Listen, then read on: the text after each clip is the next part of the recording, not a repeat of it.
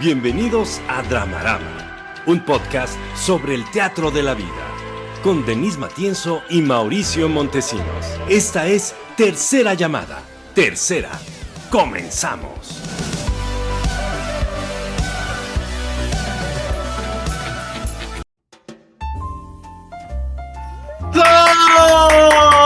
Bienvenidos una vez más a Dramarama, un podcast de análisis de cultura, medios y audiencias. Y Denise, sin más ni más, vamos a presentar a Fernando Canek. ¡Aplausos! Fernando, muchísimas gracias, como dirían en mi clase de yoga, Satnam, por estar en esta mesa en esta noche. Al contrario, muchas gracias por la invitación. Les decía yo antes de que empezáramos el programa que pocas veces me invitan a debatir estos temas o a intercambiar en estos temas que luego son controversiales, porque ya hay una masa generalizada de la opinión pública que arremete contra los que opinan de manera distinta, pero como yo no soy radical, soy de los moderados razonables, entonces es como muy incómodo para los radicales decir, híjole, irnos sobre como que no nos conviene, nos da flojera, ¿no? Las redes del programa son Dramarama MX en Facebook, Twitter e Instagram, y el correo del programa es dramaramamx@gmail.com por si quieres promocionar tu changarro en esta plataforma. Escríbenos un correo y podemos llegar a una bonita alianza que te convenga a ti, a mí, a todas, a todos. Y el día de hoy voy a felicitar, Denise, a una persona que es parte del equipo de este programa, porque esta semana cumplió años, a Leonardo Ponce. ¡Aplausos! Volaron cuatro palomas. Porque él es el encargado de editar el programa para convertirlo en podcast, con música de fondo, con niveles de audio poca madre. Entonces, Leonardo, espero que te la hayas pasado muy, muy bien. Y también voy a presentar a César Huidobro, que está en el cielo, moviendo todos los controles maestros para que los troles, los bots no nos caigan y podamos seguir hablando sin ningún obstáculo e interferencia. Y como cada noche voy a presentar a una mujer que me acompaña en la mesa. Una mujer que es facilitadora, docente universitaria. Y fíjate, Fernando, que te voy a decir algo. Una feligres del Auditorio Che Guevara, a pesar de que ya reniegue del auditorio. Denise Matienzo, ¡aplausos! Cuéntale a Fernando qué hacías antes de la pandemia, Denise. Cada semana iba al Auditorio Che Guevara a entregar 1 kilo de frijoles y 1 kilo de arroz por la causa. Y yo le preguntaba a Denise, ¿qué causa? Y me decía, con C mayúscula. ¡Ah, cabrón! La causa, lo que eso sea. ¿Verdad, Denise? La causa con C mayúscula, sí es la que estoy pensando, es una causa muy importante de atender. Obviamente.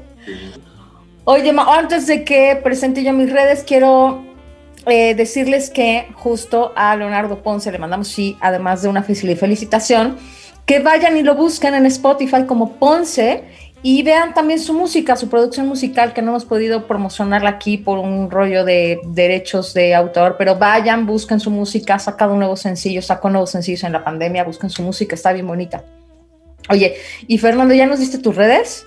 No, en Instagram estoy como @donFernandoCanek, en Twitter como @FernandoCanek y en mi muro de Facebook, ahí si me quieren dar follow, ahí es donde pongo mis tesis interminables de opiniones y un chorro de memes. Me gusta divertir mucho a la gente. En Twitter pueden ver mi lado más básico y mi lado más oscuro, porque como todos voy a deschongarme con la gente a Twitter. Y en Instagram es el paraíso. Ahí todo es miel sobre hojuelas, todo es maravilloso, todo es divertido. Entonces ahí, la que ustedes quieran, hay personalidades para todo tipo de gente. Me encanta, tienes toda la razón, porque sí, en Twitter es el mercado así, vil, ¿no? Es así. El basurero donde nos vamos a dar hasta con el bote y claro, con el excremento y con todo lo que... Sí, ándale. La etiqueta ya no existe, Twitter lo ha asusado, Twitter lo ha permitido, lo promueve. Estas granjas de bots que se contratan están hechas justo para eso, para tergiversar el discurso público y llevarlo a la polarización. Entonces, bueno, mientras uno quiera tratar de estar integrado para hacer el bien, tiene que enlodarse. Es lo que hay, así es el medio. Sí. Así es cierto. Ahí se avientan puras excrementos, tienes toda la razón. Somos chimpancés aventando heces. Esto es lo que es Twitter.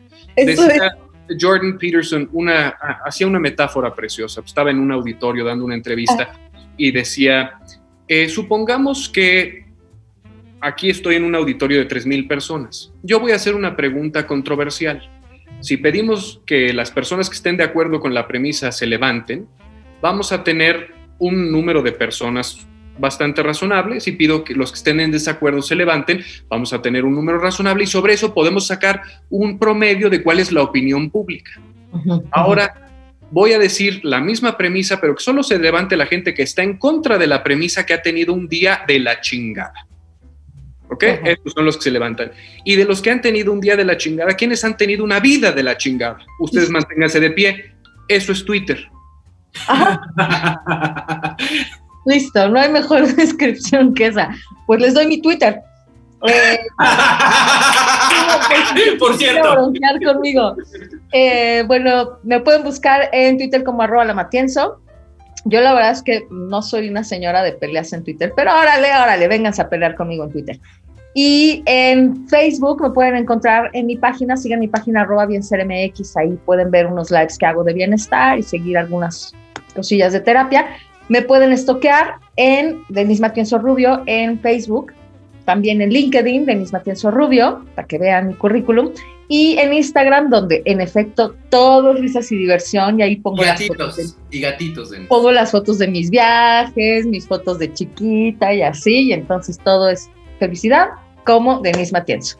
Mau, venga, este señor, Mauricio Montesinos, es súper admirador de tu padre, Fernando, al grado que ha llegado a venir aquí vestido de maneras similares a tu padre en épocas pasadas. Ándale. Pero además es director de teatro, es dramaturgo, es escritor de una columna, es docente, es un locazo y además es un monje bailarín. Mauricio. No, espera, Fernando. Espera. Vine con un suéter en enero por ahí, de cuello de tortuga y un saco. Y minutos previos a empezar el programa, Denise me dice, ¿qué onda? ¿Eres Fernando Luján? En los 70. Bueno, él se vestía así muchas veces en su vida. Cada día era un personaje distinto, podríamos decirlo así, que revivía personajes de sus épocas en su atuendo, porque la verdad, mi padre tenía un gran porte, era un dandy, además se vestía con una elegancia absoluta. Y pues sí, marcó escuela estilística, ¿cómo no? Claro, ¿verdad? Claro, sí. Moda Fernando Luján. Mis redes, me pueden contactar como Pez de Oro MX en Twitter, Facebook y Letterboxd. Y en Instagram como El Pez de Oro MX y en LinkedIn, si quieren ver qué hago, más allá de vestirme como Fernando Luján, me pueden encontrar como Mauricio Montesinos. Denise, ¿te parece que sin más ni más empecemos el programa? ¡Vámonos! Vamos a la primera sección.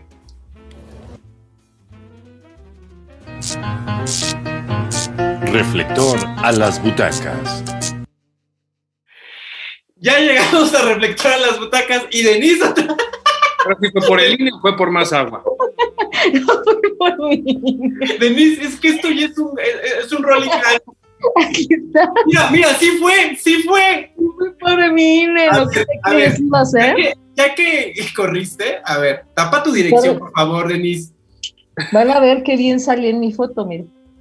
Pero era de IFE todavía. Pero te peinas, para quienes llegan a esta sección y solo la están escuchando, tendrán que ir a Facebook o a YouTube Live a escuchar y ver nuevamente este programa y ver mi foto, como salí muy bien con un look muy chido que traía en ese tiempo. Porque traía un mechón de tongolele aquí y tenía el pelo negro. Y ahora lo he probado, que conste, mi comeback estuvo chingón. Tu dirección, Denise. Ahí está. Porque después de este programa, Denise, pueden ir a trolear tu casa y no estaría padre. No, ya no voy a vivir aquí. Ya no voy a vivir aquí, no se preocupe. Okay.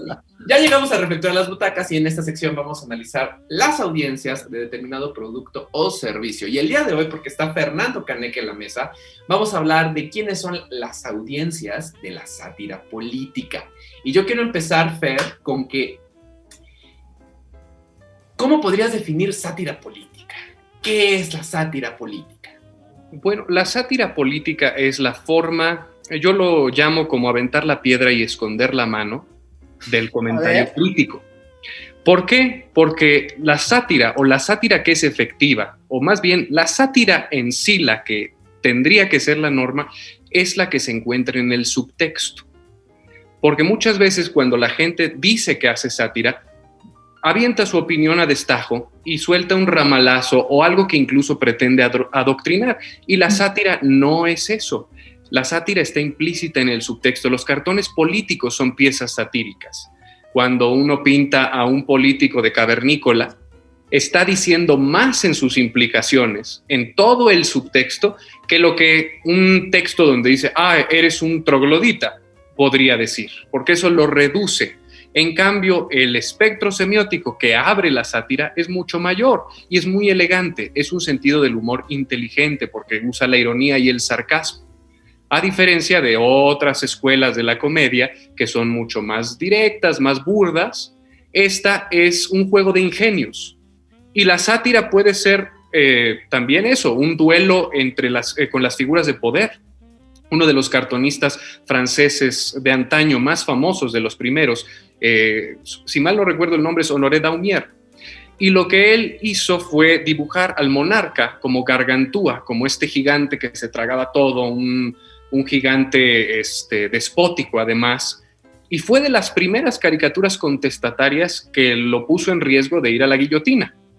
Entonces, de ahí viene esa herencia de cómo el ingenio puede jugar, o también, si mal no recuerdo, también en el debate de Góngora y Quevedo se habían retado a hacer poemas, el que sepa la anécdota mejor que yo que la cuente, pero justo una pieza satírica preciosa es que tenían que decirle a la reina que cojeaba.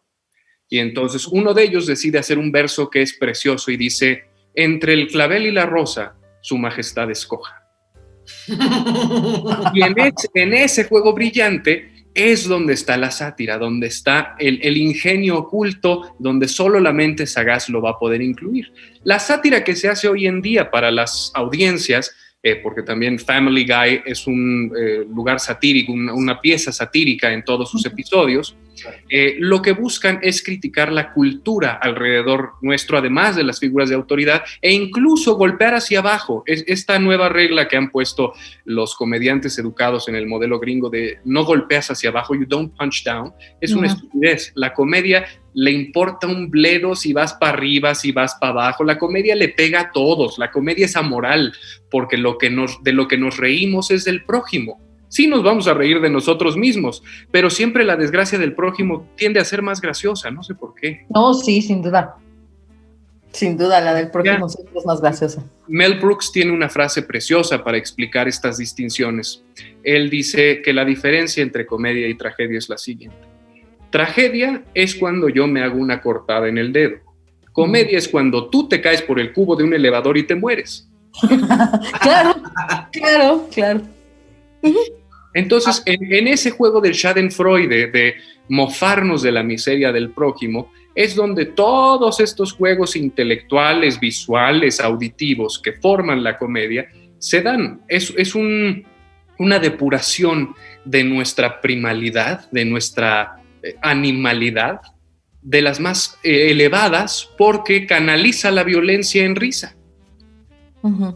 Y la depura. Es una sublimación de todos los componentes químicos emocionales que se están moviendo, y de pronto en una explosión de carcajada se disipa y el cuerpo se nivela, la temperatura se regula, se liberan endorfinas. Es preciosa la comedia para lo que puede hacer de beneficio al cuerpo humano y sobre todo a la psique humana.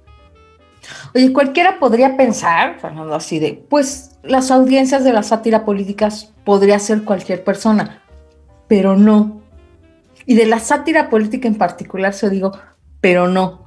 Y me voy a ver muy gandalla con lo que voy a decir, Y ya, ok, vamos a decir, pues lo dijo, dijiste tú, ajá, lo dijo del mismo, pues ya, ok, ya, peores cosas he dicho, no importa, con permisa. el Che Guevara me abrió los ojos. Sí, Mauricio, el Che Guevara te abrió los ojos. No, yo no. Lo dijiste tú, tú lo dijiste, yo no Bueno, lo dije. para ciertas cosas en un espíritu crítico. ¿Ada? No, y ahí te voy, es que para poder entender un humor complejo e inteligente, tienes que ser inteligente. Y la gente no es muy lista, Fernando. Hay mucha gente que no tiene... Perdón, pero es que no tenemos a veces muchos elementos para reírnos cuando, cuando la comedia es un poco más compleja. Y es que no es lo mismo ver, y no digo que no haya audiencias para una cosa y para la otra. Y está bien lo que te haga reír, no me importa. Pero no es lo mismo ver La Escuelita de Jorge Ortiz de Pinedo que ver Little Britain, ¿no? O sea, los niveles de comedia sí son muy distintos y entonces necesitas una complejidad y una serie de elementos para entender algo con ese nivel que no necesitas cuando le dan un pastelazo a alguien otras veces, ¿no? Esto, ¿no? Esta comedia de situación justo, ay, alguien se cayó, me río, ¿no? Y es lo más sencillo del mundo, nos vamos a reír de que se cayó y de que se pegó en la jeta o de que le dieron un pastelazo, pero la sátira política está en otro renglón. Pues la comedia en general es una cuestión de decisión del comediante, porque un comediante puede ser totalmente risqué, realmente empujar el límite de la comedia y de lo que es socialmente tolerable por una necesidad de provocar. El comediante también es un provocador. Entonces, cuando toma en cuenta a su audiencia al diseñar su comedia toma una decisión que puede ir en dos vertientes. O el comediante se rebaja al nivel que anticipa tiene su audiencia, porque siempre parte de un prejuicio. Claro, claro. Se pone al nivel en el que está y espera que el público se crezca a ese nivel. Ajá. Que justo es el fin didáctico de la comedia, porque finalmente estamos haciendo mofa de referentes. No es que estemos dilucidando verdades ancestrales o hablando de filosofía compleja.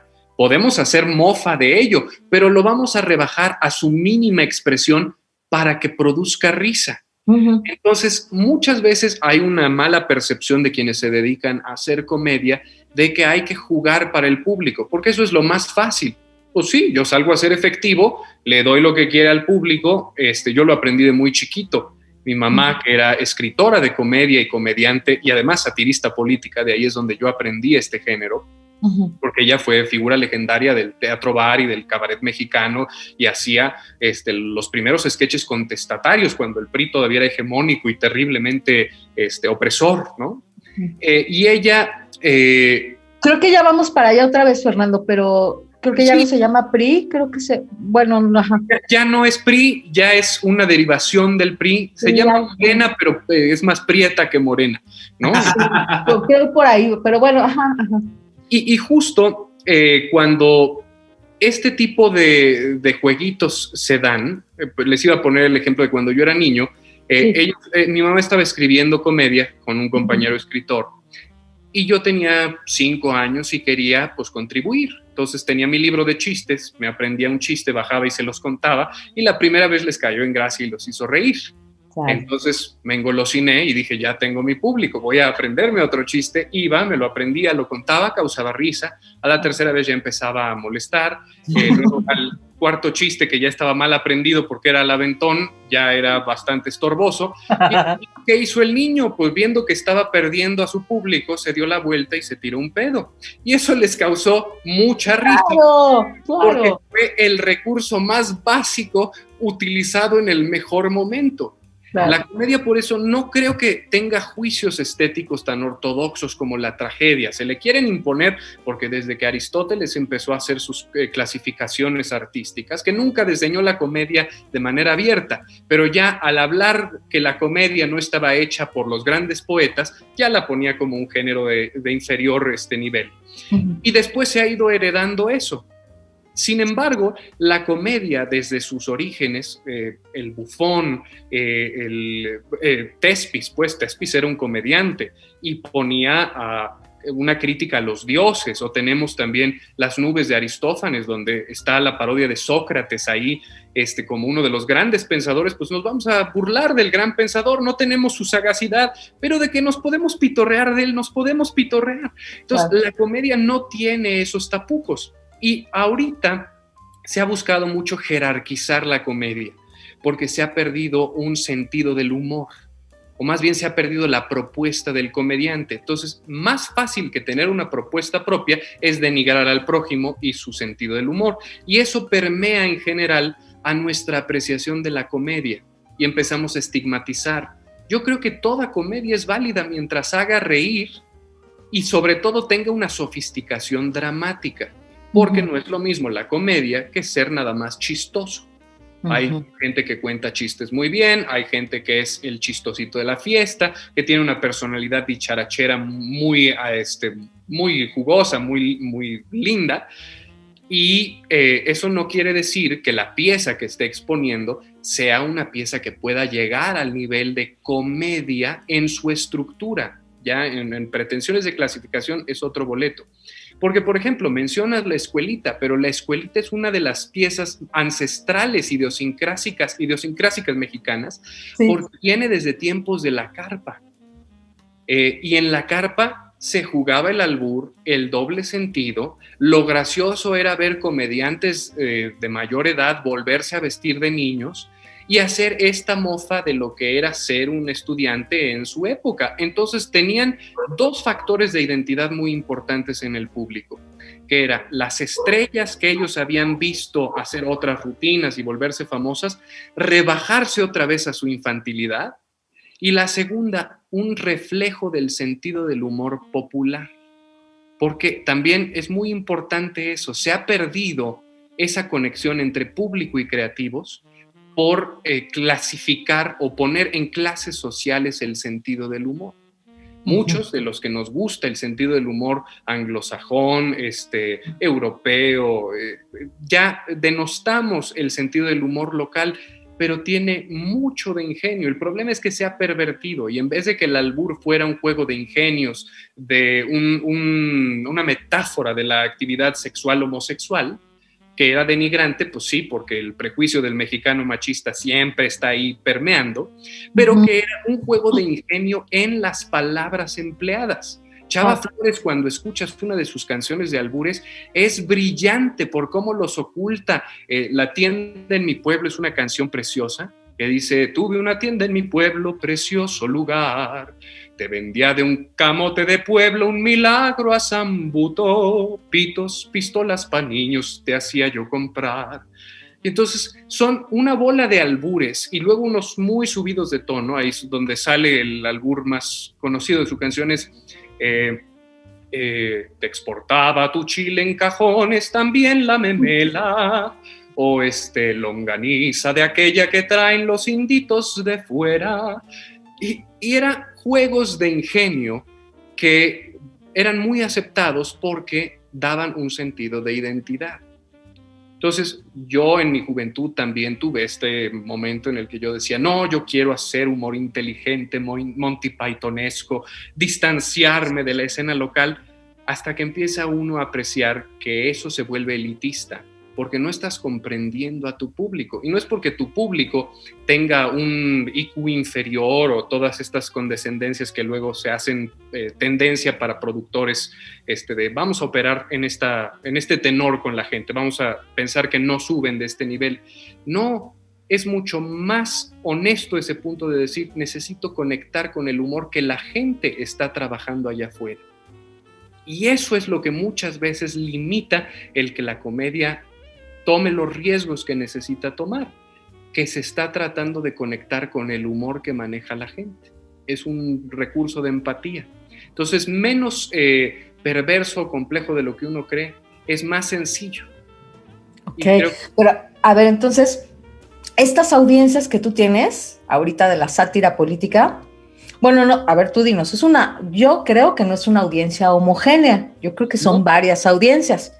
Pero a ver, tú cuéntanos, ¿cómo son esas audiencias de la sátira política? Estoy trabajando los productos que hago, porque finalmente son piezas pensadas para difusión, con eso en mente.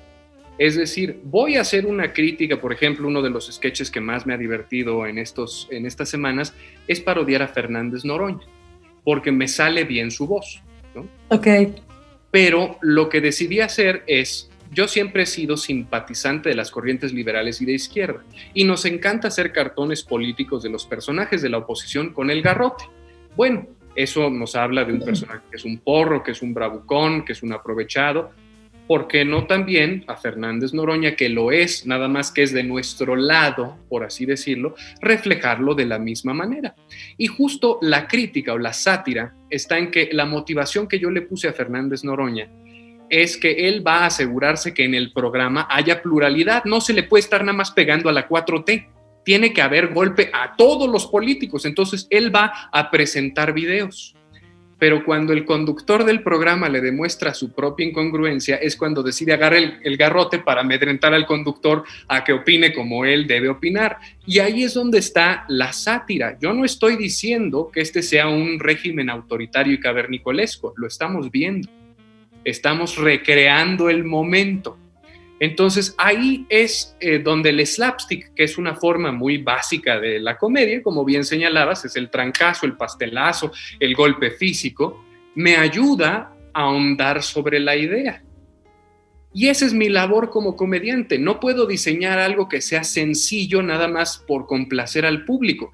Tiene que tener mi objetivo de lo que quiero decir con una forma fácil de divertirnos, de que se produzca la risa y sobre eso quede el mensaje. Entonces, siempre las limitantes son decisiones conscientes o a veces, en muchos casos, inconscientes del comediante y debe recaer la responsabilidad del diseño en él, pero tiene esa forma de expiarse diciendo, tomé esta decisión por quererme congraciar con el público y lo simplifiqué. Ok, tomé esta decisión de querer subir el nivel y por eso usé estos recursos para hacerlo. Entonces, todo se puede trazar mientras haya honestidad creativa. No te puedo decir que mucha de la gente que se dedica a hacer comedia tenga una estructura de comediante, porque faltan estos recursos que son ancestrales. Yo los he heredado, o sea, prácticamente he aprendido de las grandes figuras, entre ellas Ortiz de Pinedo, porque un maestro de la comedia lo es. Nadie en este país, y me atrevo a decir que en el mundo, sabe hacer comedia de enredos como él. Las comedias de puertas que él hacía en El Insurgentes eran hilarantes, 2 horas de risa continua, con un timing espectacular. Los juegos en Cándido Pérez eran preciosos porque era una comedia vodevilesca, ¿no? Y entonces hay que ver también el rango completo del comediante en ese sentido. Ahorita que hemos simplificado la comedia y estamos haciendo mucho stand-up y muchos programas gringos, sitcoms robándonos el modelo, de repente empiezan a haber fórmulas impuestas, poco genuinas, ¿no?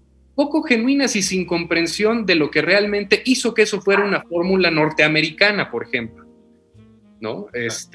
Aquí en México, pues hemos tenido nuestros intentos de sitcom que han sido muy exitosos desde desde la tele blanco y negro, me voy a ir más atrás todavía, pero estaban en el punto neurálgico de la identidad nacional y por eso eran tan bien recibidos. Y ahorita, si exportamos una situación gringa a un contexto mexicano o a tratar de...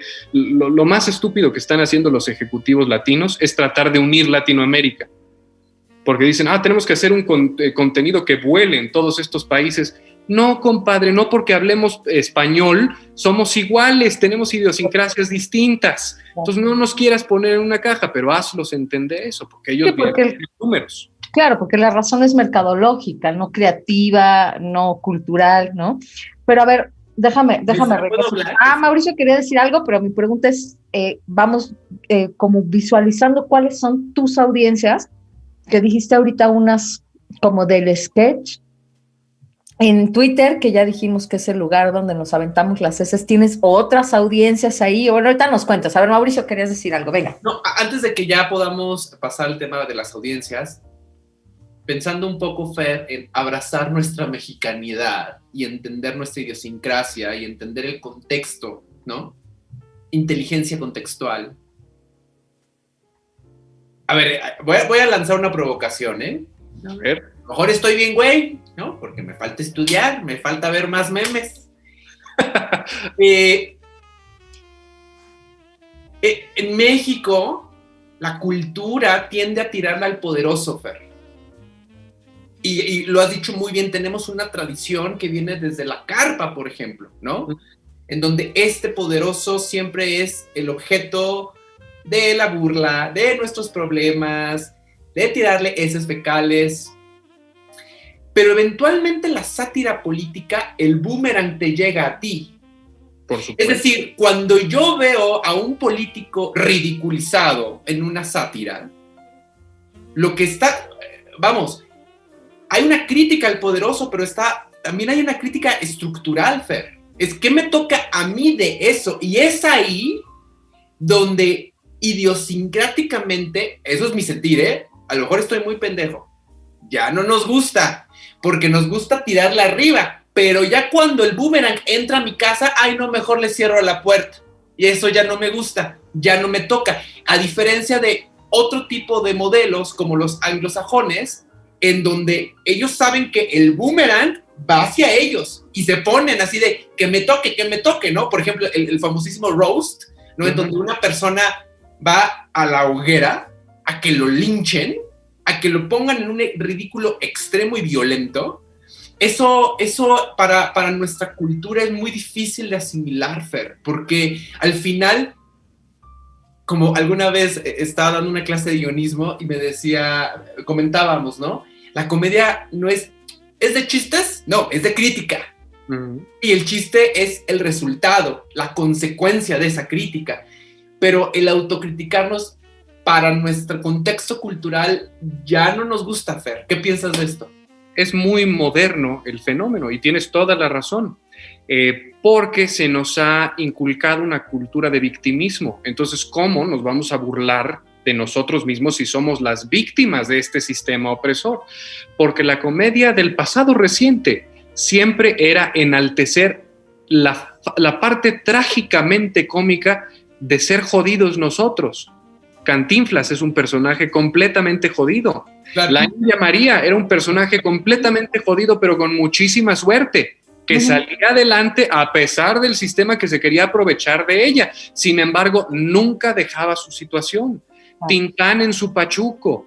Chavo, sin mucho me apuras, el Chavo del Ocho también es. El Chavo del Ocho es el personaje trágico perenne. Entonces, tiene esa sublimación. Dicen que la fórmula es dale tiempo a la tragedia y se convertirá en comedia. Y justo es eso, cuando replicamos nuestros patrones conductuales, es cuando nos volvemos risibles porque no estamos saliendo de ese hoyo. Y el mexicano hace mucho eso, nos encanta, e inmediatamente hay una tragedia, ya tenemos chistes, porque es la forma en la que lo depuramos. Sí nos encanta tirarle al poderoso. El problema es que en subtexto sabemos que el poderoso es igual de pendejo que nosotros. Y ahí es donde nos preocupa la cosa. Porque esto ya no está tan divertido. Porque dices, estoy en manos de alguien tan pendejo como yo, nos va a cargar la fregada. Ese es el punto de alarma. Claro, y también porque, y creo que Luis Buñuel cuando hizo Los Olvidados le dio al clavo, porque él no pertenecía a este sistema, ¿no? La pobreza es sinónimo de bondad, y la pobreza en términos simbólicos, ¿no? Y ahí hay un montón de referencias religiosas, de mestizaje, ¿no? De colonialismo, en donde nuestra cultura tiende a ser este sinónimo. Pobreza es bondad, y eso es incuestionable, y por eso se usan eufemismos como el pueblo, que Denise y yo hemos criticado mucho de ¿quién es el pueblo? ¿Qué chingados es el pueblo? ¿No? El pueblo bueno y sabio que no agarra un libro ni en defensa propia. Eso está muy cañón, porque somos uno de los países más analfabetas del mundo. Y lo peor es que tendríamos acceso a la educación. Y no con esto quiero decir que la gente es ignorante porque quiere. No, obviamente hay situaciones de precariedad absoluta que son heredadas desde tiempo. O sea, la tesis del PG tiene un cierto sustento. Pero jugar al victimismo no sirve de nada porque la humanidad progresa. no estamos iguales que hace 100 años, que hace 50, en muchos sentidos. La diseminación de la cultura, la paridad económica incluso. A punto comparativo de hace 50 años estábamos en una terrible situación y ahorita con bemoles, pues no estamos como hace 50 años. Pero el victimismo nos lleva a decir, no, sí, nunca hemos estado peor en la historia de la humanidad. Oye, pero comes 3 veces al día. Tienes al teclazo de un botón acceso a toda la información del mundo. La persona que está en la situación más precaria tiene organizaciones de ayuda social que van hasta su casa a tratar de solventar su situación. Entonces, vamos bien. No vamos al paso que la utopía le gustaría tener, pero tampoco estamos como siendo siervos de un monarca cargando las bolsas y los sacos de maíz recién cosechado para tratar de subsistir y que no nos muramos de tifoidea. Claro. Ya, hay que poner también las cosas en esa perspectiva realista, que no es positivista, simplemente es un contexto del aquí y ahora.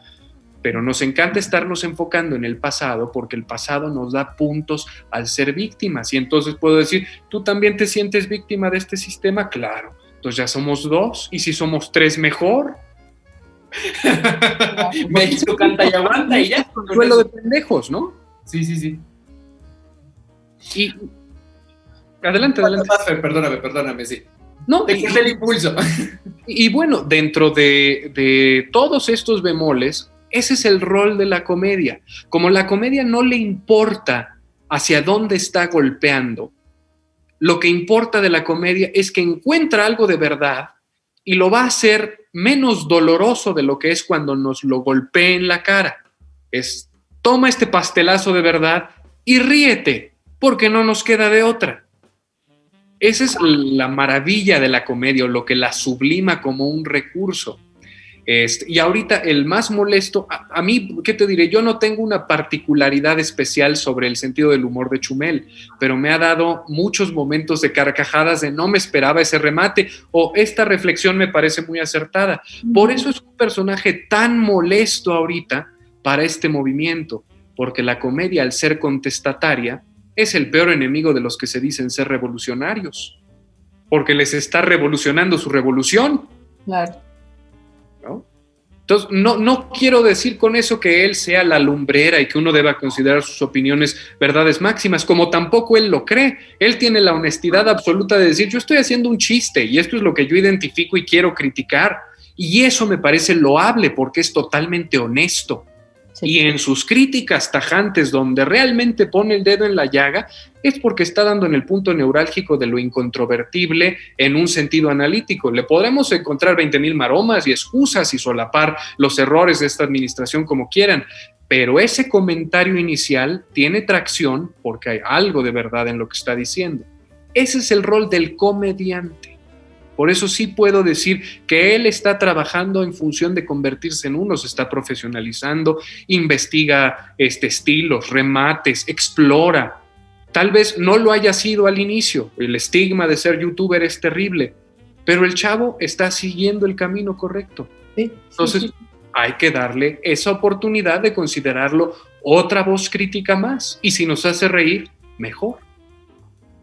Yo voy a necear porque es mi podcast. Ajá. Y puedo hacerlo. ¿Cuáles son tus audiencias, Fernando? A ver, cuéntanos cómo se configuran tus audiencias.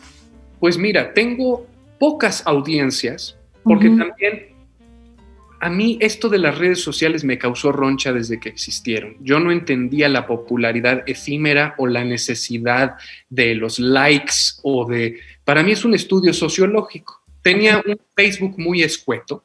Y decidí empezar a postear mi sentido del humor, mis memes e incluso mis opiniones ortodoxas, porque como se pueden dar cuenta, soy de los que pontifica prosopopéyicamente, pero no me tomo tan en serio. Lo estoy vertiendo porque son ideas que están en mi cabeza y siento que externarlas vale la pena para nutrirme y a lo mejor a alguien le aportan algo. Y cuando empecé a hacerlo, empecé a agarrar popularidad y luego repercutía mi trabajo en los escenarios con la popularidad de mis opiniones o de mis memes. Y la gente me empezó a seguir de manera orgánica. En Twitter, como nunca me metía a los puntos de catorrazos y todo eso, no era popular. Y en Instagram, de pronto, un auge positivo inicial, Después, obviamente, el que mi padre y mi madre partieran, pues obtuvo gente que por simpatía te sigue y quiere ver cuál es tu destino histriónico o de carrera posterior, y eso sí repercutió en esa red específicamente, porque es una red mucho más nutricia. Yo voy a que me apapachen a Instagram, hasta me llenan de flores, me dicen que estoy galán, eso es maravilloso, porque en Twitter me van a decir las peores y cosas más hirientes y detestables del mundo. Y en mi Facebook, el show está en pelearme con mis amigos. Ese es mi público de redes sociales. Mi público general, el que ve programas de televisión, porque he hecho programas de comedia en Televisa, he hecho radio durante ahora se cumple 1 año y medio de hacer radio, ¿no? Englobando el periodo pasado. Es un público muy diverso, porque también he estado en teatro culto, he estado en teatro comercial. O sea, a mí me educaron mis padres a decir, estas distinciones de culto y comercial son estupideces. Tú eres actor, tú vas a actuar, punto. Y si eres bueno, la gente te va a seguir a donde vayas y va a estar de acuerdo o no con tu discurso, y a lo mejor tu actuación en este personaje les encantó y en este otro les chocó. Eso es a lo que se expone uno como histrión. Entonces, yo estoy siempre abierto, o no me considero un líder de culto, que es a lo que están llegando las redes sociales, a formar líderes de culto. Influencers es la palabra terrible. Gente que tiene la influencia sobre la psique de otro ser humano. ¿Qué cosa tan detestablemente peligrosa es eso? Porque además hay cada pendejo que se vuelve influencer que dices, en la torre. Las redes sociales ya, ellos nacieron y las redes sociales los juntaron. ¿A dónde vamos a acabar? Facundo Cabral decía, tengo miedo de los pendejos porque son muchos y votan. Pues ahora son cotos de poder, núcleos. Y gobiernan y transmiten también. Y sí. Oye, pero, a ver, entonces, ahí hay un montón de audiencias, y la sátira política tiene una audiencia en particular, ¿o también tiene varias audiencias? Tiene varias audiencias porque depende mucho del tema.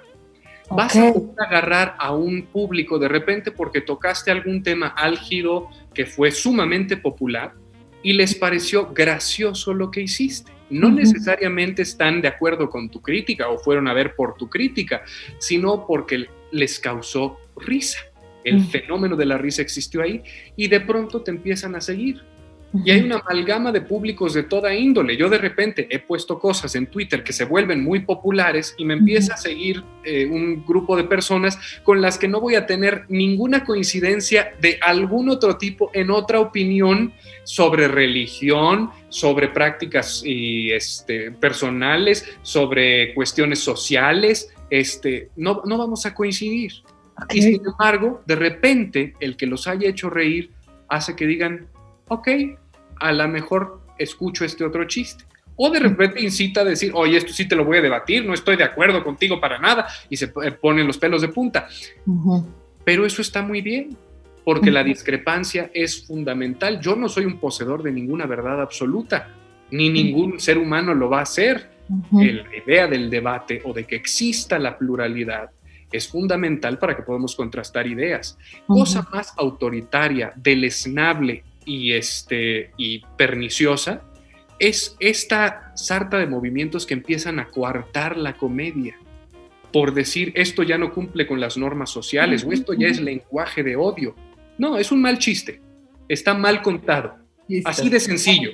Y tiene posibilidad de sofisticarlo. Dale la oportunidad. Si lo censuras y lo sobajas, entonces le estás matando su sentido del humor y ahí sí vas a generar un odio o una fobia donde no lo había. Solo había un mal chiste por un prejuicio, porque gran parte de la comedia está basada en prejuicios y estereotipos. Es la inmediatez de una superficialidad. Cuando contamos el chiste de un sacerdote, un rabino y un monje hindú entran a un bar, pues estamos trabajando con el imaginario de la gente a que parta de esos clichés para poder entrar con el remate. Claro.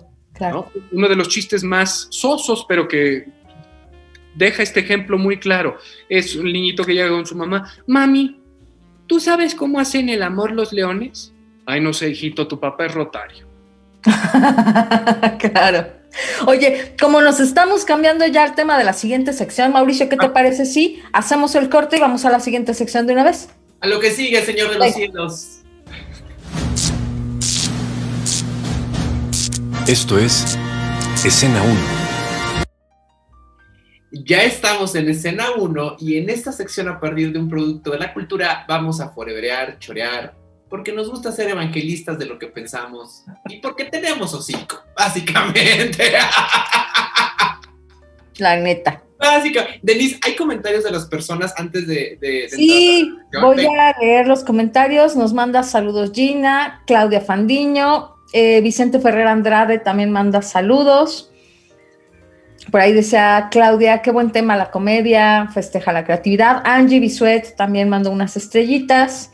Y ya, pues son los que están por aquí. Les mandamos saludos a todos ellos. Muchas gracias por ver el programa. Y entonces ya nos estamos metiendo en tema, ¿no? El día de hoy, a partir del trabajo de Fernando Canek en la comedia, vamos a hablar de las posibilidades y restricciones de la comedia actualmente, porque en la sección pasada hablamos de la sátira política en cuanto a las audiencias. Ahora vamos a hablar de los procesos de creación, Fer. Es decir, como comediante, en el 2021, con toda la situación, con todo el desmadre que estamos viviendo, ¿cuáles son las posibilidades y restricciones de hacer comedia? Y me gustaría retomar un poco lo que comentábamos antes de empezar el programa. Creo que vivimos en tiempos muy turbulentos que está provocando una angustia colectiva bien cabrona. Y la angustia sale a flote de maneras insospechadas. Una de ellas es con este afán de encontrar culpables, otra es aventándose heces fecales, otra es censurando o castigando. Entonces, en ese sentido, si la comedia es un espacio de crítica, ¿cómo este espacio de crítica se posiciona en un ambiente de angustia social, Fer? Siendo totalmente iconoclasta. La comedia es amoral, entonces no puede tomar partido. Y ahorita el problema, y por lo que mucha comedia no es graciosa, o a mi parecer deja de ser graciosa, es porque se sube a pontificar. Y entonces empieza a adoctrinar a la gente. Voy a humillar esta postura ideológica que no me parece correcta y voy a poner elevada la mía, ¿no? Y ese no es el juego de la comedia, ese es el juego de la propaganda. Entonces, muchas personas, por el acceso a los medios que han tenido, se han dedicado a hacer propaganda. Los memes son una maravillosa fuente de propaganda también, porque es la sobresimplificación de las ideas a tal grado que si causó risa, ya se propagó una mala idea. A veces son piezas brillantes, pero no todo el tiempo. Y las redes sociales han jugado como detrimento de esta cohesión social, que era precaria y siempre lo ha sido, pero ahora más, porque su auge o su subsistencia depende de polarizar. Están estudiadas las redes, incluso porque hay modelos de negocios basados en ello. El clickbait es un sitio web de noticias que pueden ser fidedignas o apócrifas, pero que están pensadas con un encabezado que te va a causar tanta ira que le vas a dar clic para ir a los comentarios y mentarle la madre a quien lo escribió, porque esas vistas le generan dinero a la plataforma que las está subiendo. Entonces están lucrando con nuestra visceralidad, con nuestra animalidad. Vuelvo a lo mismo. Cuando la comedia o el deporte, por ejemplo, eran ejercicios sublimados para depurar esas emociones, las redes sociales han venido a fungir como lo inverso. Han sido canales de propaganda para azuzar a la gente a que conecte con su violencia y tenga un lugar donde expresarla. Pero no solo eso, tenga un grupo de personas que la validen y que sea en los cientos de miles. Imagínate la megalomanía que genera eso cuando un tuit tuyo diciendo fulano de tal es un pendejo, línchenlo, o es un desgraciado, quiero que le arruinen la vida, empieza a tener 30 y tantos mil retweets. Controlo al resto de la humanidad. Yo tengo las redes en la palma de mis manos. Empieza a volver a todo mundo un maquiavélico perverso. Y nadie se da cuenta de este fenómeno. Todos jugamos, vamos ahí a poner nuestras estupideces y a darle like a las que estamos a favor o en contra. Y nos dejamos llevar por la maquinaria. Claro. Yo estoy muy consciente de que ahorita en el fenómeno en contra de este gobierno me dejé llevar por la maquinaria y lo hice de una manera muy consciente, porque yo estoy muy enojado con haberle dado mi voto a este gobierno y que haya sido así de decepcionante. Porque merecíamos que después de 30 años de lucha social, de próceres como Eberto Castillo, Otón Salazar, de gente que ha dado su vida por este país, el señorcito que está en la silla se creciera a lo que se esperaba de él. Uh-huh. Lo dijo, lo prometió cuando estaba en su toma de protesta y ha hecho todo por no cumplirla. Prácticamente todas las mañaneras es poner su show de Laura en América para polarizar a la sociedad mexicana a un punto irreconciliable. Y a mí lo que me preocupa es que siempre que viene un demagogo, el demagogo llega, tira su bombita, arma su desmadre y la sociedad no vuelve a ser la misma después de su presencia. Uh-huh. Y eso es lo que no estamos viendo. En un país donde se necesitaba la cohesión, donde se necesitaba la reflexión de las personas que se han aprovechado, y si no hay reflexión, ahí sí había necesidad de que fuera una expulsión, pero dentro de un marco de Estado de Derecho y un marco legal. Sí. Y todos estamos conscientes de quiénes han sido los grandes potentados y los grandes explotadores de este país. Ahora están del lado del presidente. Entonces ya la mafia del poder ya no es mafia del poder, porque ya fue tocada por el dedo redentor de San Andrés de Macuspana. Claro. ¿A qué estamos jugando? ¿A qué tipo de debacle social estamos llegando? Yo por eso me he permitido entonces rebajarme en Twitter a esto, porque estoy dándole canalización a algo que me sobrepasa. Yo soy ademócrata. No creo que la democracia sea el sistema perfecto, es el mejor que... Siguiente declaración. ¿Cómo si el peínate cuñado es tan efectivo? Precisamente porque sería efectivo si la gente votara desde un sentido de responsabilidad cívica, pero la gente vota porque le trajeron una cubeta de pintura para su casa, claro, porque dieron la bolsita de cemento, una tarjeta de Soriana, o ahora una ayuda gubernamental ya enmascarada de programa social, que sigue siendo lo mismo, es compra de votos. Y en el mejor de los casos, Fernando, a veces nada más es una playera, una gorra, ¿no? Ni siquiera te dieron despensa. Porque la gente no está politizada, y si está politizada, está radicalizada de manera futbolera. Sí. Yo soy priista de toda la vida y tengo la playera del PRI, yo soy panista, yo soy morenista, y juegan a la política como si jugaran al fútbol, sin darse cuenta que su futuro y el de sus hijos está de por medio. Sin duda. Oye, Fernando, fíjate que hace poco vi un video de Víctor Trujillo, y como Víctor Trujillo, justamente, seguramente lo habrás visto, donde justo dice, ahora me atacan, ¿no? Porque soy un misógino, cuando, este es un personaje, ¿no? Y representa algo otra vez, ¿no? Desde la comedia estoy representando y trayendo algo de un personaje, de un estereotipo, de ciertos prejuicios, pero ese mismo señor, hace 5 minutos, cuando le convenía, sí se reía de esto. Y ahora ya no.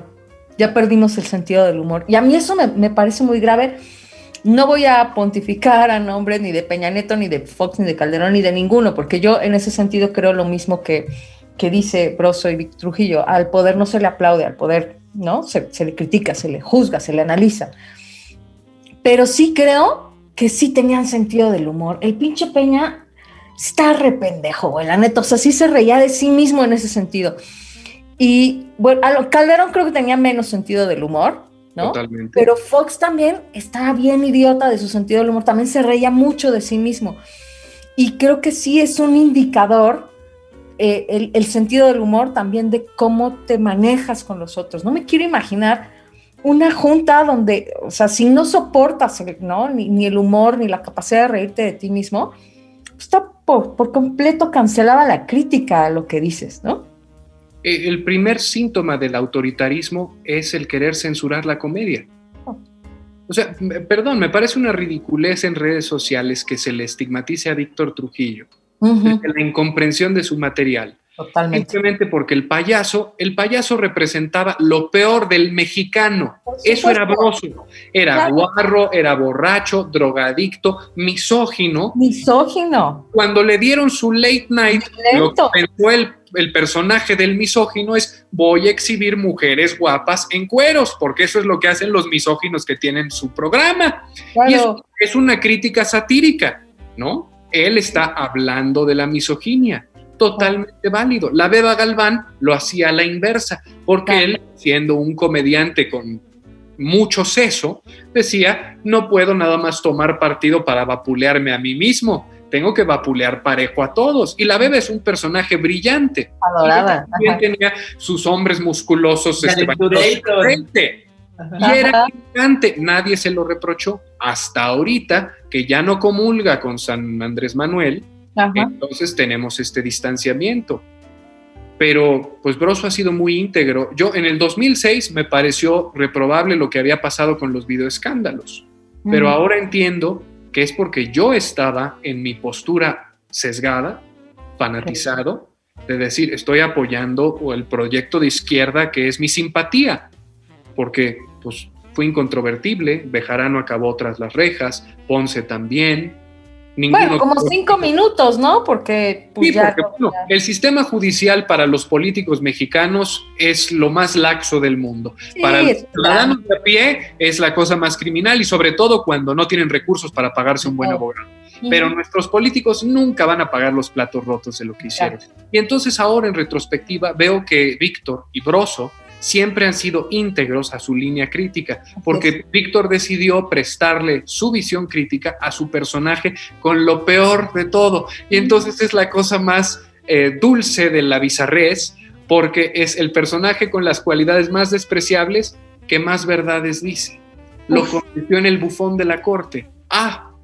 Claro, el payaso que daba las noticias. ¿De qué estás hablando? Sí, porque teníamos por un lado a López Dóriga y la herencia de Zabludovsky antes de que se reivindicara, porque él era el reportero oficialista y López Dóriga también, o ese era el estigma que nos gustaba imprimirles en la crítica.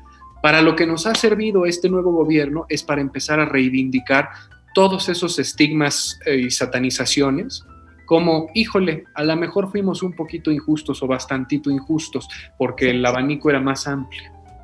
Eso es lo único positivo que yo esperaría si la gente queda decepcionada, y ojalá y así sea en los próximos años, que nos demos cuenta de, sí, nuestra clase política es terrible, es el enemigo común, pero dentro de ella hay que rescatar lo que sí han hecho bien y posicionarlo, reconocerlo y exigirlo para que continuemos con una sociedad en función. O sea, que vaya funcionando hacia algo mejor. Somos una sociedad terrible en muchos sentidos, pero no echemos, como dicen los gringos, no aventemos al bebé con el agua de baño por la ventana. Separemos las cosas. Claro.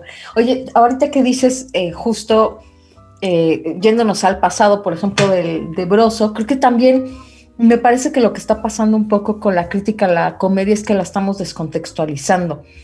Entonces, decir, ahora tengo que pedir perdón por el chiste que hice hace 20 años, que hace 20 años todo el mundo se reía, hace 20 años era chistoso. Y digo, ¿por qué tengo que pedir perdón por lo que fue chistoso hace 20 años? Si sigo haciendo el mismo chiste hoy y ya descubrimos que no era chistoso hoy, bueno, ya que lo hagas, pues sí, es ofensivo, pero esta crítica, te digo, como retrospectiva, así, fuera de contexto, es que me reí en su momento de cierto machismo, de cierta misoginia, me reí en cierto momento de cierto momento político, justo como dices, ¿no? Esto me parece ofensivo y ahora, bueno, eso fue ese momento. Me parece que es un poquito absurdo, no sé qué piensas tú. Porque una cosa es identificar una conducta que para los estándares contemporáneos es reprobable y no replicarla.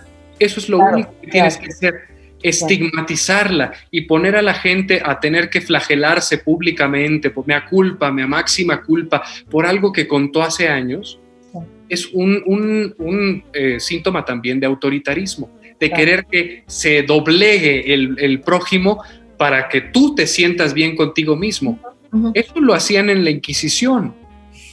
O sea, todos estos moralistas ahora seculares, Al principio de los 2000 yo combatía a los moralistas religiosos, porque soy un libre pensador y me parecía detestable los extremos de restricciones a libertades civiles que había. Pero ahora que se obtuvieron las libertades civiles, de repente los que yo consideraba mi tribu ya se volvieron los inquisidores. Entonces digo, ¿en qué fregado contexto tiene que vivir el ser humano que siempre necesita estar fregando al prójimo? Sí. No hay nada positivo de querer decirle a una persona, hiciste un mal chiste, ahora tienes que pagar penitencia. ¿Qué obtenemos? Nada. Que no cuente ese chiste otra vez. Y si le gusta a su público el chiste, pues por algo también hay que estudiar que ese chiste guste. Hay que atender otras cuestiones sociales y ese chiste señala algo totalmente neurálgico. Pero yo creo, Fer, que regresando al tema del impacto que han tenido las redes sociales o la interacción, la dinámica de las redes sociales en nuestra vida cotidiana, real, dirían los filósofos, es que creo que adquirimos una falsa sensación de poder. Sí. Es decir, al poder linchar en Twitter, en Facebook, en cualquier plataforma digital, tenemos esta falsa sensación en donde yo también me puedo chingar a alguien. Y eso es terrible, ¿eh? Eso es terrible porque es un sálvese quien pueda, en donde la comedia en mi Disneylandia mental tendría que ser un espacio de reflexión para colaborar mejor y para decir, oigan, si le estamos cagando en esto, ¿qué hacemos? Pero el gran problema es que en espacios tan polarizados no hay posibilidad de la reflexión, de la crítica, de la colaboración y de sentarnos y decir, oigan, ¿cómo lo podemos hacer mejor? No hay manera, porque no hay ningún punto de encuentro. Oye, ¿cuándo se perdió el derecho a pensar equivocadamente? Pues sí. Todos estamos pensando equivocadamente en todo momento. Todo el tiempo. No podemos contrastar nuestros pensamientos, no vamos a darnos cuenta nunca que estamos equivocados. Y al contrario, todos estos movimientos del progresismo posmoderno me parece que son contraproducentes o que están puestos así. Esto ya es mi teoría conspiranoica.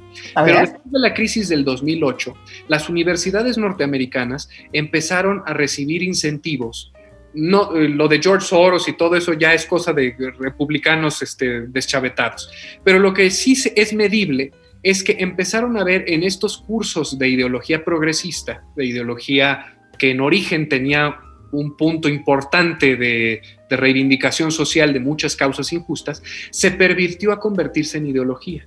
Como en su tiempo en la Inquisición, la radicalización de la teología se llevó al punto en el que le podías quitar la vida al prójimo, ¿no? Claro. Aquí está sucediendo lo mismo y ahora las universidades son estos puntos de propagación de malas ideas que empiezan a permear a los grandes corporativos y los grandes corporativos los utilizan a su favor, porque en el 2008 ellos eran los grandes enemigos por la burbuja inmobiliaria que habían creado y cómo habían tronado los mercados. Entonces Occupy Wall Street fue un momento en el que se les...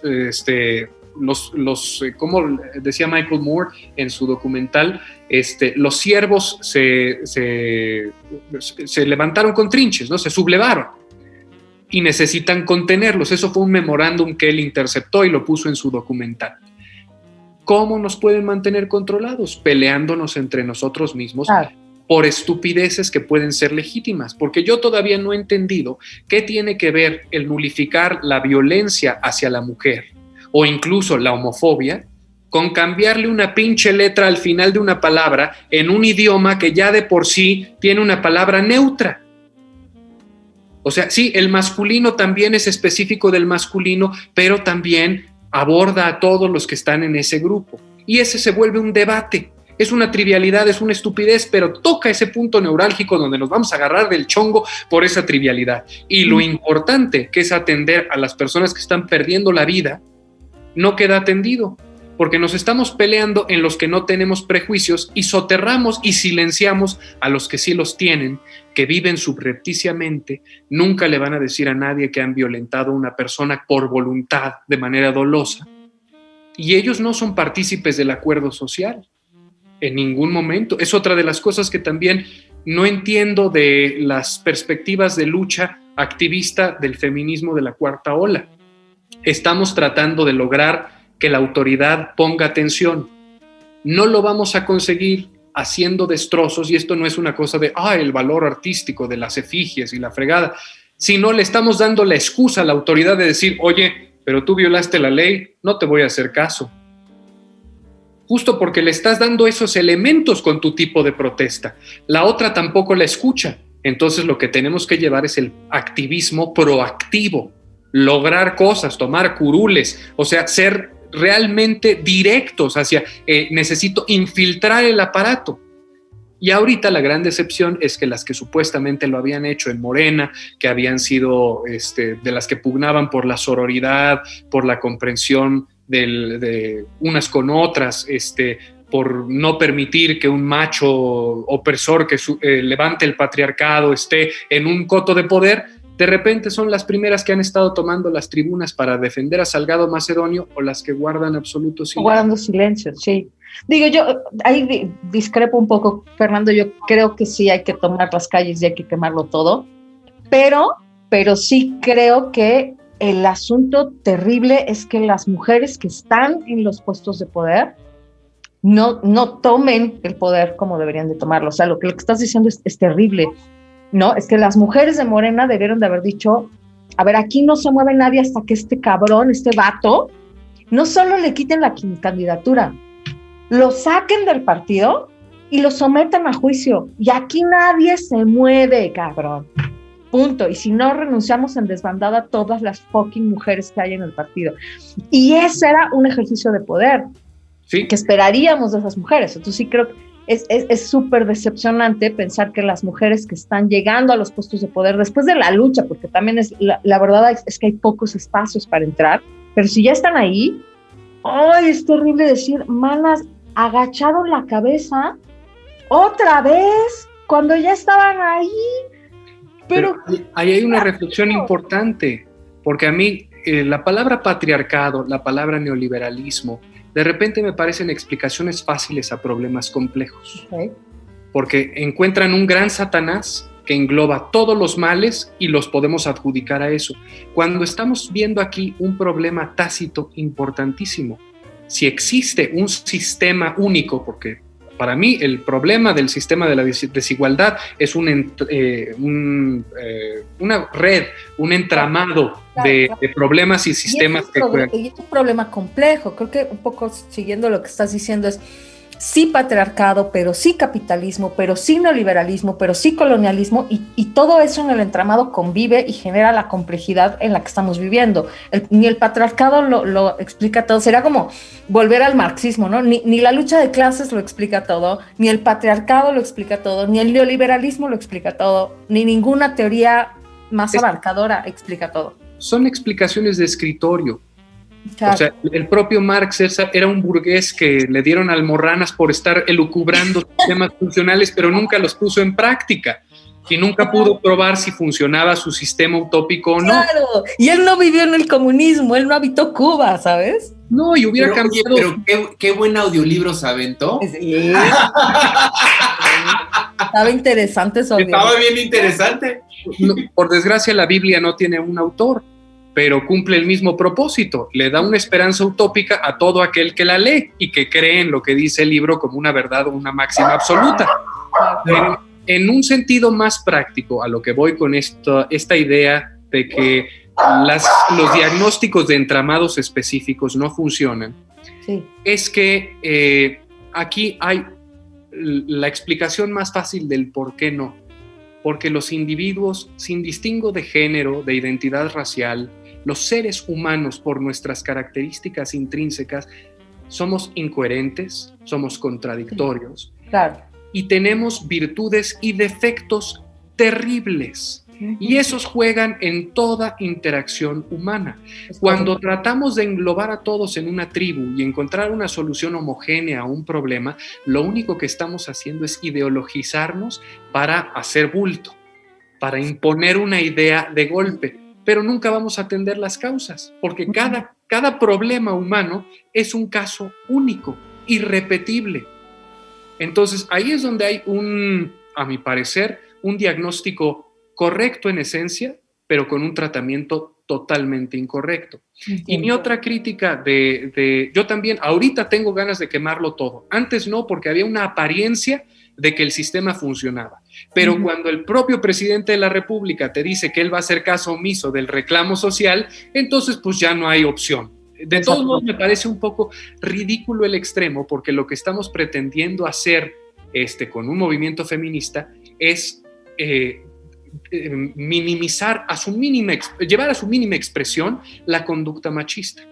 Y la base de la conducta machista es: no me escuchas, no me haces caso, voy a responder con violencia porque no sé expresarme de otra manera. Entonces, ¿cómo conseguimos con la misma metodología resultados diferentes? Estamos de alguna manera reforzando, a mi parecer, la conducta machista en la manera en la que estamos pidiendo que se escinda la conducta machista. Para los que de verdad se conducen así, les estamos reforzando: sí, las cosas se resuelven a chingadazos y rompiendo cosas, ¿cómo no? Ok, es interesante. Fíjate que Rita Segato, una feminista, también dice: si no metemos el ámbito económico, el factor económico, estamos dejando de ver una cosa muy importante, porque no solo tiene que ver con todas las prácticas que se han fomentado en los hombres, sino también con la precarización a la que estamos llegando socialmente, que también lleva a los hombres y a las mujeres a la violencia. Entonces, no dejemos de poner el factor económico en juego. No solo tiene que ver con prácticas culturales. Estoy totalmente de acuerdo. Por eso digo, es todavía más complejo, porque incluso en los sistemas de inequidad hay que analizarlos caso por caso, porque seguimos en un sistema de explotación en muchos sentidos. En otros se han solventado problemas ancestrales. O sea, es muy complejo, obviamente, para analizarlo de manera simplificada, como el meme que estoy haciendo ahorita. Ajá. Pero justo en esa contradicción o en esa visión de las cosas, yo voy a que la importancia de permitir la comedia está en que la comedia nos ayude a debatir esto y a apaciguarlo, a depurarlo, a que se sublimen las cosas y podamos tomar mejores decisiones al respecto de cómo abordar nuestros problemas. Claro. Porque ahí no solamente este régimen está censurando, todos los movimientos progresistas también lo están haciendo. Y si les permitimos ese juego, que aquí es donde los que tenemos cacumen y nos consideramos personas pensantes tenemos una obligación ética de decir: sí, me enerva, me crispa, el que no esté de acuerdo con esa persona me pone de mal humor, pero lo tengo que depurar. Y necesitamos encontrar un consenso, escucharnos mutuamente. Porque cuando no hay escucha, se magnifican los problemas. Claro. Oye, perdón, he contado muchas veces esto aquí en el programa, pero lo quiero referir otra vez, ¿no? Porque lo decías hace un momento, que David Walliams, justamente uno de los comediantes de Little Britain, en el documental que hicieron sobre la gira que hicieron por distintos países con los personajes de Little Britain, él dice: es que la comedia no debe tener límites, ¿no? Y a veces he visto algunos chistes, por ejemplo, ahorita que tocamos el feminismo, chistes sobre el feminismo o sobre las protestas, y que a veces, pues sí, estos también me causan gracia, ¿no? Y digo: entiendo que esto es delicado, que nos toca las fibras, que aquí hay una situación compleja, y es muy compleja además, porque no nada más estamos ganando disparmente, ¿no? O sea, no solo el problema, Fernando, es que tú ganes 30% más que yo. El problema es que están matando a un montón de mujeres en este país. Y las matan sus esposos, sus hermanos, sus padres, ni siquiera es así un vato en la calle desconocido, ¿no? Entonces sí es grave, ¿no? Pero luego digo: pues entonces ya no nos podemos reír. Y el propio Mel Brooks en algún momento, fíjate que no vi, a lo mejor tuviste ese documental. Él hace un documental sobre el humor judío del Holocausto. Y dices: es que si te puedes reír de eso, pues ya te puedes reír de lo que sea. Pero dices: ¿pero cómo me voy a reír de eso? Es que eso no... Pues sí, pues es que nos podemos reír de todo. Pero ¿desde dónde, Fernando? La cosa es que ¿dónde está esa línea frágil de si nos reímos, pero esto es grave, pero sí, no sé? El ingenio del comediante es lo que tiene que provocar, porque ahorita, por desgracia, se usan los malos chistes. La gente que no pensó las cosas antes de externar su opinión crítica, englobada en un remate que no va a funcionar, Y se utilizan eso como estandarte para decir, todos los retrógrados piensan así, quémenlos en leña verde. Pero cuando un verdadero comediante llega, piensa todo el tema, desglosa un chiste y nos lo avienta, nos deja a todos atónitos al decir, no lo había pensado así, me dolió pero me hizo reír. Claro, me dolió pero me hizo reír, es que es así, o sea, cuando te ríes de nervios dices, ¿no? Cuando dices, no me quiero reír, pero es que me causó gracia, no lo puedo evitar. George Carlin tenía en los 90s, cuando estaba el auge del movimiento de salvar al planeta, una rutina preciosa que se llama así, salvar al planeta. Y él decía que odiaba a la gente pretenciosa que tenía esas ideas. Ajá. Porque el planeta no se va a ir a ningún lado. Nosotros nos vamos a ir a la chingada. Ajá. Y entonces va en su letanía exponiendo cosas y de repente escuchas a gente del público ofendida porque son liberales y él es un comediante liberal que les está aventando esto y se escuchan gritos de los hecklers que le están protestando. Pero conforme va avanzando en su ponencia, los gritos se van acallando y la gente empieza a decir, chirrión, ya me sentí reflejada en lo que está diciendo y tiene razón. Y de repente la risa ya es histérica de, sí, somos una bola de pendejos, la verdad. Listo. Gracias por eso. Ajá. A mí me gustaría cerrar esta sección con esta frase, tanto Chekhov, que viene en una de mis obras favoritas de la vida, Tres hermanos. ¿Qué pensarán de nosotros dentro de 100 años? A lo que sigue, César. Lleve la playera, la pluma, la taza, lleve el souvenir. Ya llegamos al souvenir y en esta última parte del programa vamos a recomendar algo porque podemos, porque queremos. Entonces, Fer, vamos a empezar Denise y yo a recomendar algo y te dejamos a ti al final para que puedas recomendar lo que quieras. Denise. Bueno, pues yo voy a recomendar algo bien vintage porque ya ven que estamos vintage. Sí. Voy a recomendar el soundtrack de una película. Venga. La película realmente no es tan buena, pero el soundtrack es una pinche gloria, güey. A ver. El soundtrack de The Bodyguard, del guardaespaldas. Híjoles, tienes razón. Tienes razón. Sí. ¿Qué pedo? Entonces, la película... La película, de hecho, es una muy mala telenovela. Muy mala. Es malona, ¿no? Es malona, la neta. Sí, la neta sí, ¿eh? Ni cómo ayudarla. Es del 92, pero bueno, ya que la protagonizaba la adoradísima Whitney Houston, pues cantaba harta canción, ¿no? Y entonces tiene, pues, la icónica I Will Always Love You, pero también ¿cómo es The esta? Queen of the Night. Queen of the Night, claro, pero esta otra de I'm Every Woman. Ajá. No, es precioso. Bueno, no hasta Kenny G tiene ahí, güey, ya se quiso Kenny G, güey. Ahora, cabe mencionar que I'm Every Woman es un cover de Chaka Khan y I Will Always Love You es un cover de Dolly Parton, que no son canciones originales de Whitney Houston, ¿eh? Pero las reinventó poca madre. Las versiones de Whitney Houston superan con mucho toda expectativa. Entonces es un gran soundtrack, creo que, o sea, de verdad tiene muy buenas rolas. Escuchar a Whitney Houston sigue siendo así, una caricia al corazón. ¡Qué bárbara! Y entonces pues les recomiendo, si no, para alguien que no ha escuchado ese soundtrack porque pues es Zillennial o porque pues se lo perdió, no le importó, nunca la vio porque no es memorable la película, revisen el soundtrack de The Bodyguard, el guardaespaldas, con canciones de Whitney Houston. Se pueden ahorrar la película y escuchar su Sí, obvio. Está en Spotify, vaya, busquen ahí. Como estamos viviendo la época neodisco, yo quiero recomendar un disco de la música disco de los finales de los 70 y principios de los 80 en Estados Unidos. Voy a recomendar este disco de Tina Murray que se llama It Must Be Magic.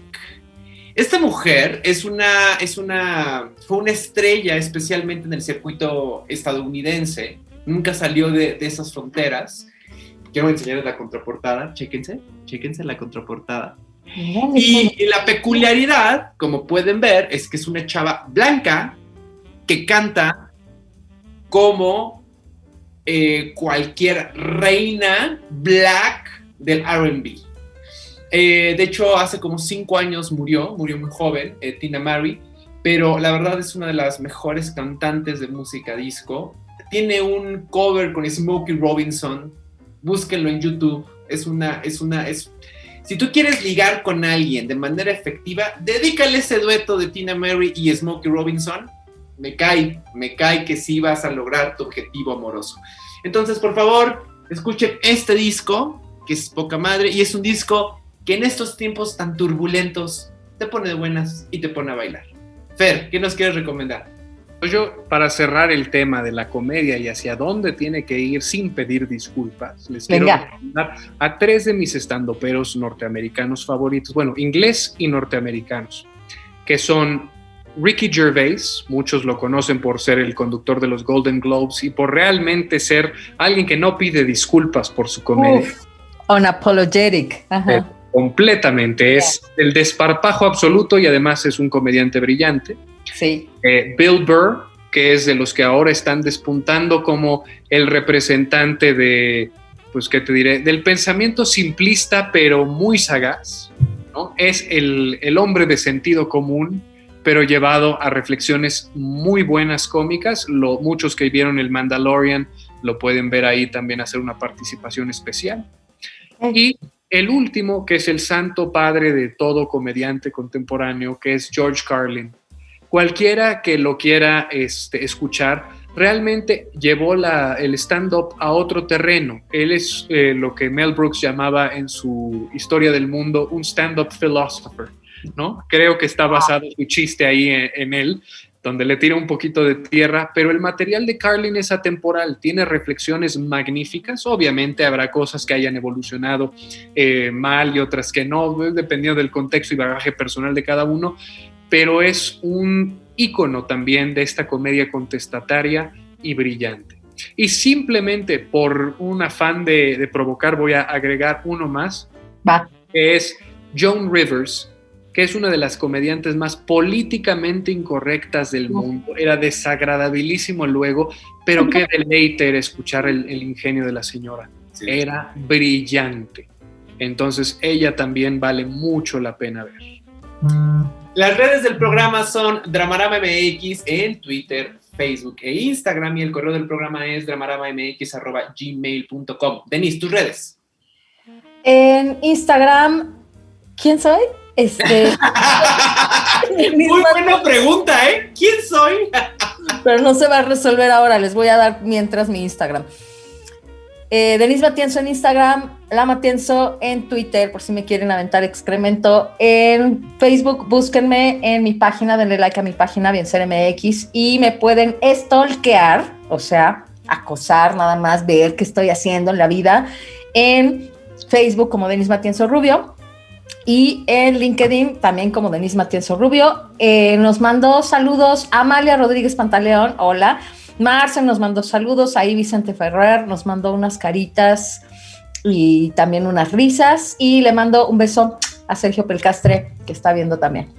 Mis redes son Pez de Oro MX en Facebook, Twitter y Letterboxd. En Instagram, el Pez de Oro MX, y mi LinkedIn es Mauricio Montesinos. Fer, tus redes. Mis redes, si me quieren elogiar, vayan a Instagram, estoy como @donFernandoCanec. Si me quieren aventar mierda, pueden ir a @FernandoCanec en Twitter. Y en mi Facebook, si se quieren divertir un rato con una gama bastante amplia de cosas, estoy como Fernando Canec. En mi perfil personal me pueden dar follow y ahí van a tener todo el contenido de mis tarugadas diarias. Fer, muchísimas gracias por estar en esta mesa, te lo agradecemos desde el fondo de nuestro corazón. Al contrario, muchas gracias por el espacio para verter mis tarugadas, aquí también lo aprecio. Y sobre todo para propiciar eso, que regrese el sentido del humor y la capacidad analítica de tolerar la discusión. Me encanta. Eso también se los dejamos de souvenir a las audiencias. Exacto. Nos vemos la próxima semana, cuídense mucho. Gracias, Fernando. Bye. Saquen las chelas. Bye, bye. Esto ha sido Dramarama, con Denise Matienzo y Mauricio Montesinos. Te esperamos la próxima semana porque siempre hay drama.